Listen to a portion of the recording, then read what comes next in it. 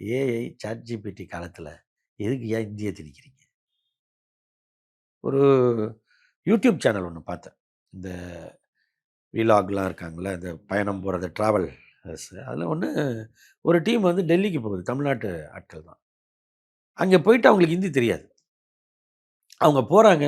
அவர் ஒன்று சொல்கிறாரு.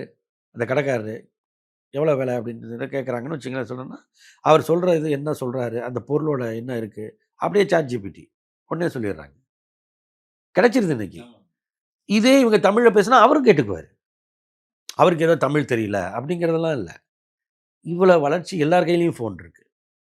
இன்னும் யாரும் முட்டாள்களோ, தற்குறிகளோ கிடையாது. எல்லார்ட்டயும் இருக்கு.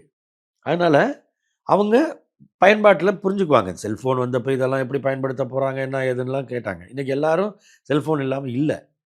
இந்த வளர்ச்சி தகவல் தொழில்நுட்பம் வரும்பொழுது மொழியை திணிக்க வேண்டிய அவசியமே இல்லை.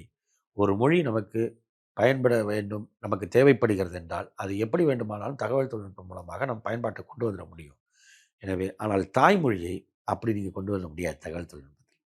அது இந்த மண்ணின் பண்பாடு, இந்த மண்ணின் அடையாளங்கள், இந்த மண்ணில் இருக்கக்கூடிய இலக்கிய செல்வங்கள், இதனை அடுத்தடுத்த தலைமுறைக்கு கொண்டு போவதன் மூலமா தான் அது வந்து இருக்கும். அந்த தமிழ் தாய்மொழிங்கிறது நிலைத்திருக்கும்.